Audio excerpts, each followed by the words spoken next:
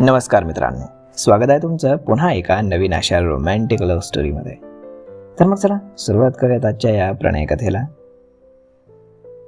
चुलत भाचीला काल कार शिकवत होतो, परंतु तिच्याबद्दल आधी थोडीशी माहिती देऊ.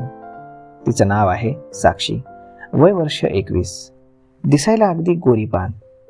तिला वेस्टर्न कपडे घालायची फार हौस. वय 21 असले तरी अंगानं मात्र चांगलीच भरलेली आहे. मस्त मोठे मोठे बॉल, अगदी जान्हवी कपूर सारखे. काल कार शिकायला आली तेव्हा तिनं शॉर्ट हाफ पॅन्ट घातली होती आणि वरती एकदम टाईट टी शर्ट घातलं होतं आणि त्यात तिच्या गोऱ्या गोऱ्या मांड्या अगदी मस्त दिसत होत्या आणि उठावदार शरीर अगदी भरगच्च दिसत होतं. अगोदर मी गाडी चालवत एका निवांत मैदानात गेलो आणि गाडी चालवता चालवता तिला सांगत होतो, क्लच दाबून गिअर टाकायचा आणि मग हळूहळू क्लच सोडत ॲक्सिलेटर द्यायचा. हे सगळं सांगत सांगत मैदानात गेलो. मग तिकडं पाहिलं तर मैदानात कोणीच नव्हतं, एकदम सुनसान. तिला बोललो, ये ड्रायव्हिंग सीटवर बस, मी पलीकडे बसतो.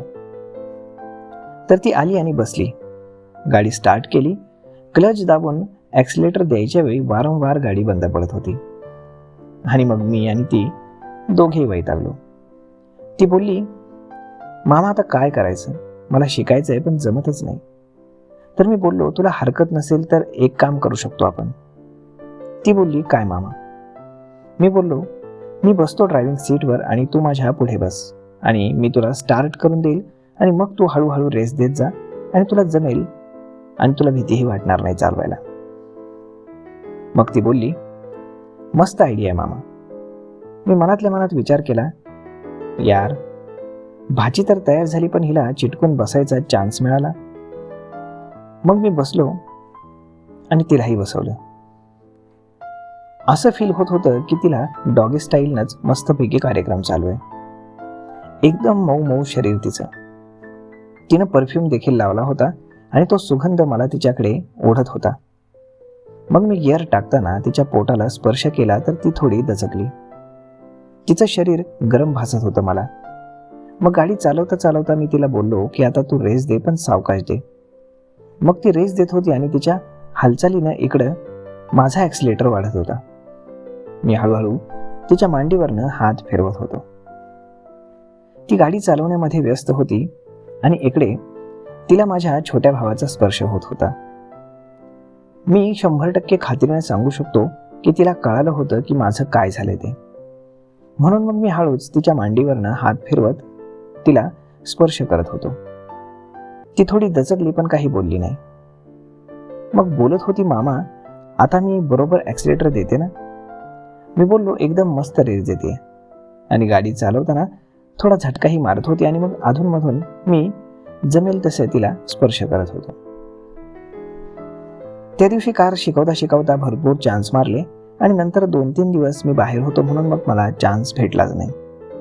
त्यानंतर मी घरी आलो तर संध्याकाळी साक्षी माझी भाची पण घरी आली होती आणि ती बोलली, काय मामा, एकच दिवस ते पण अर्धवट कार शिकवलीस आणि इकडे तिकडे फिरायला गेलास.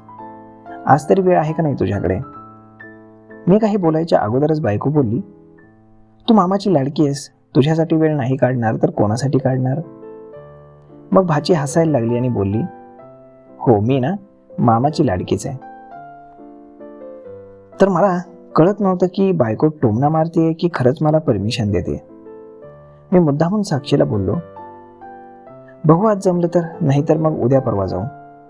तर साक्षी लाडात बोलून गेली, मामा आजच जायचं आणि उद्या परवा पण जायचं, रात्रीच माझ्यासाठी वेळ काढ ना तू. तेवढ्यात बायको बोलली, साक्षी काढेल का तुझा मामा तुझ्यासाठी वेळ? मी पाठवेन त्यांना रात्री, तू नको चिंता करूस. मग बायको मला बोलली की कशाला तिला छळताय, ती पूर्ण गाडी शिकेपर्यंत तिला वेळ द्या. मग मी पण मान डोलावून होकार दिला. रात्री जेवण वगैरे केलं आणि मग थोडा टीव्ही वगैरे मी पाहत बसलो. मग 11 वाजता साक्षीचा फोन आला आणि बोलली, मामा जायचं का? मी येऊ का बिल्डिंगच्या खाली? मी बोललो, ये. मग मी बायकोला सांगून बिल्डिंगच्या खाली गेलो. तिला पाहिलं तर पाहतच राहिलो मी, कारण तिनं 1 पीस सारखा नाईट घातला होता. गुडघ्यापर्यंत तिची नाईटी होती. तिने घातलेल्या नाईटीमध्ये तिचे मांसल उभार अगदी उठून दिसत होते आणि मी तिला पाहतच राहिलो. मग तिने आवाज दिला, चल मामा जाऊ. मी गडबडीत हो बोललो. ती माझ्या पुढे चालत होती आणि मग पाठीमागून काय दिसत होतं त्याच्याबद्दल मी तुम्हाला काय सांगू. एवढं कमी वय आणि एवढं भरीव शरीर मी पहिल्यांदाच पाहत होतो. मग आम्ही गाडीपर्यंत आलो. गाडीमध्ये बसलो. ड्रायव्हर सीटवर मी बसलो आणि बाजूच्या सीटवरती मी बॉक्सर घातली होती आणि वरती शर्ट. त्यानंतर मग माझा छोटा भाऊ कधी उभा झाला ते माझं मलाही कळलं नाही. ते चांगलं झालं आम्ही कारपर्यंत जाईपर्यंत कोणी तिकडे नव्हतं, नाहीतर पंचायत झाली असती. मी जसा ड्रायव्हिंग सीटवर बसलो आणि सोसायटीच्या गेटच्या बाहेर गाडी गेली तसं मी नोटीस केलं की साक्षी माझ्या पॅन्टकडे पाहत होती. मी बॉक्सरच्या आतून काही घातलं नव्हतं त्यामुळं तो बाहेर येण्यासाठी तडफडत होता. ती बघते समजल्यावरती तो अजूनच उभा झाला. मग मी पण तिच्या छातीकडे एकटक पाहत गाडी सुनसान मैदानामध्ये घेऊन आलो. गाडी थांबवली आणि उत्तेजनाच्या भावनेत माझ्या तोंडून आवाजच निघत नव्हते. एकदम हळू आवाजात मी फक्त एवढंच बोलू शकलो, साक्षी ये, बस इकडे ड्रायव्हिंग सीटवर. ती पण काहीच बोलली नाही. मानेनं होकार देऊन तिकडचा आवाज ती दरवाजा उघडून बाहेर आली आणि साईडला उभी झाली. मी दार उघडलं आणि म्हणालो, ये बस. ती 2-3 सेकंद विचार करत होती की कशी बसू म्हणून आणि पाहतच राहिली माझ्याकडे. मग मी परत तिला आवाज दिला, साक्षी काय आज गाडी चालवायची की नाही? मग ती बोलली, हो चालवायची. आणि मग येऊन हळूच माझ्या 2 पायांच्या मध्ये बसली. ती जशी बसली तसं मला 420चा करंट लागल्यासारखं झालं. तिच्या भरीव शरीराच्या स्पर्शानं मी भारावून गेलो. असं फील होत होतं की हिला इकडेच कार्यक्रम करून टाकावा. पण मी स्वतःवर कंट्रोल केलं आणि गाडी स्टार्ट केली. थोडे थोडे ॲक्सिलेटर देत मी क्लच सोडत राहिलो. मग ती ॲक्सिलेटर देऊ लागली. तिनं आज एक वेगळाच परफ्यूम मारला होता. काय सुगंध होता तो, मला राहवलं नाही आणि मी हळूच तिच्या गळ्यावरती आपले ओठ लावले. ती थरथर कापत होती आणि माझाही बांध सुटत चालला होता. पण मी तिच्या पोटावर आपले दोन्ही हात ठेवून तिला मागणंच मिठी मारली. तिचं भान हरपलं आणि ती थोडी जास्त ॲक्सिलेटर देऊ लागली. ते एक बरं होतं की मैदान खूप मोठं होतं त्यामुळे काही प्रॉब्लेम नव्हता. मी तिच्या मानेवर किस करू लागलो आणि हळूहळू तिला जोरदार मिठी मारू लागलो. मग तिने रेस देणं बंद केलं. गाडी एका ठिकाणी थांबली. मी हळूहळू तिच्या मांड्यांवरून हात फिरवू लागलो आणि मग मानेवर किस करू लागलो. तेवढ्यात तीही तापली होती आणि मग तिचे ओठ माझ्या ओठाला देणं लावले आणि मग तिच्या गुलाबी ओठांवरती मी किस करू लागलो. आम्ही दोघे एवढे तापलो होतो की आम्हाला काहीच प्रॉब्लेम नव्हता. आम्ही जसं सगळ्या जगाला विसरून एकमेकांना फ्रेंच किस करत होतो. माझे हात हळूहळू तिच्या शरीरावरनं मनसोक्तपणे फिरू लागले.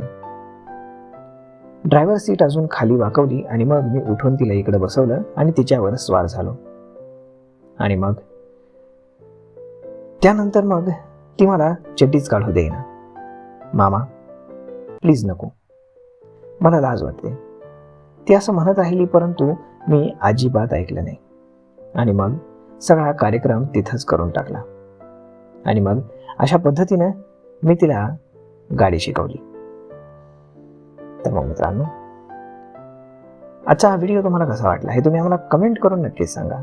आणि जर आवडला असेल तर आपल्या जवळच्या मित्रमंडळींसोबत देखील हा व्हिडिओ तुम्ही शेअर करायला विसरू नका. धन्यवाद.